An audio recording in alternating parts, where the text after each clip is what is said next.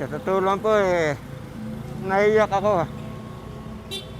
Dala ng napakahirap ng buhay. Intindihin ninyo mabuti. Hindi ako papayag. Pero kadalasan lang po talaga yung kakain kami ng isang beses sa isang araw. January 1, pag hindi nyo na modernize yan, umalis kayo. Mahirap kayo, putang ina, sige. Magtiis kayo sa hirap at gutom, wala akong pakialam. Mamatay kayo sa gutom, wala akong These pakialam. jeepney drivers all voted for Duterte. And what did he do in the end? He told them, I don't care about you. You can all die in hunger. Isn't that such a betrayal?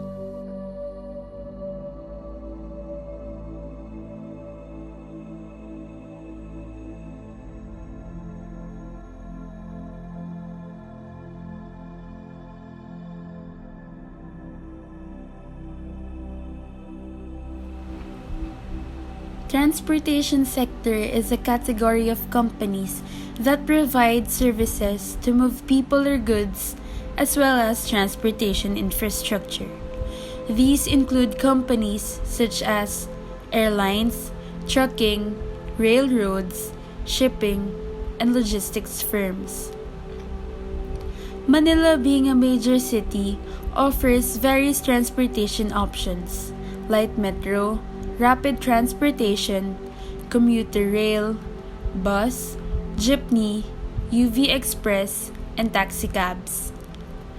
Jeepney is a unique mode of transportation found only in the Philippines.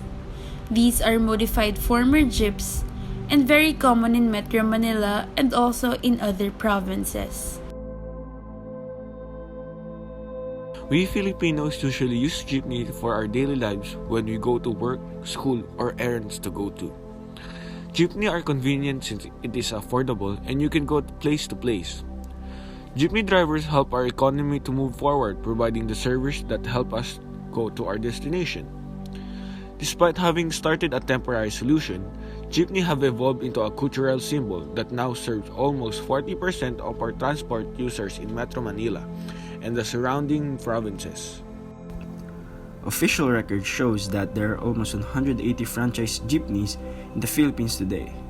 Part of their appeal to the masses is that they are extremely economical, costing just 8 pesos per ride compared to 12 pesos for a bus ride or 15 pesos for a train ride.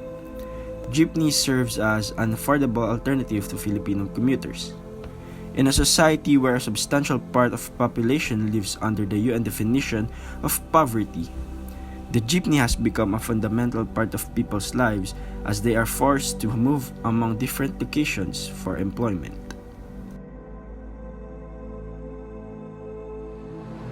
The jeepney is an icon that is recognized not only here in the Philippines but internationally as well. Yet our jeepney drivers are part of the poorest sector in our country, with most of them being in poverty. There are numerous issues that workers in the transportation sector face, especially jeepney drivers. Number 1 is the modernization of jeepneys. Ngayon itong mga to, itong piston hindi raw sila magsunod, ganito raw. Sabi ko, sige, subukan natin. Because I'm preparing the armed forces and the police to buy rubber bullets, prepare for the truncheons and sihilain ko talaga kayo. Including the I don't care if we go into a turmoil. That is what I like. I thrive best in a turmoil. It was initially introduced by the LTFRB, or Land Transportation Franchising and Regulatory Board, in 2015. It seeks to minimize outdated jeepneys in the streets, boost passenger safety, and prevent pollution by imposing an age limit for transport vehicles that are allowed to operate. With the modernization of jeepneys, the financial weight is mostly on the shoulders of the jeepney drivers. And with the jeepneys that are government approved costing up to 1.8 million pesos, they are simply unable to afford upgrading to the modernized version of jeeps. with most jeepney drivers earning barely enough to feed themselves and their families, they are not able to save up for the new jeepneys, and most are not eligible to take out loans.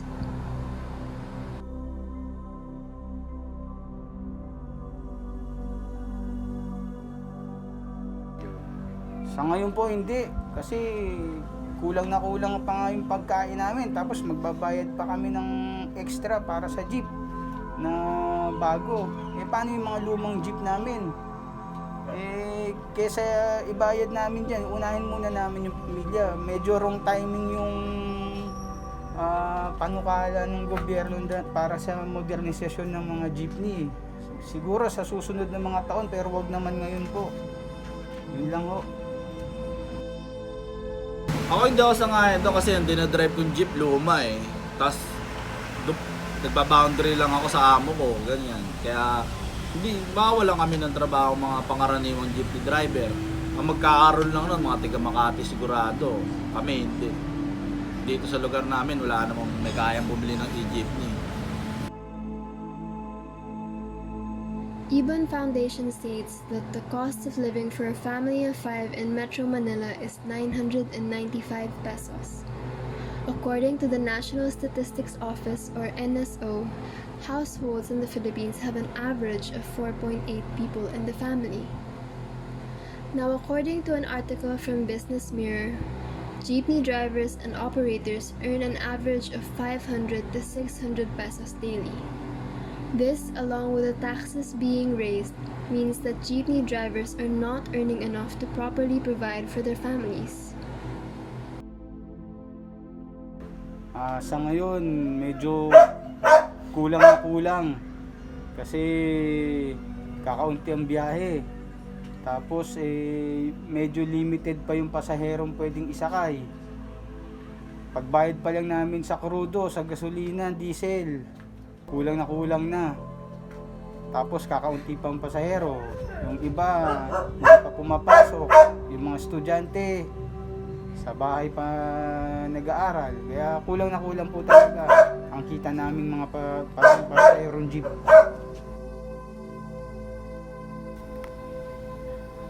As a regular citizens of society, we can help jeepney drivers and anyone by being understanding and being kind to one another.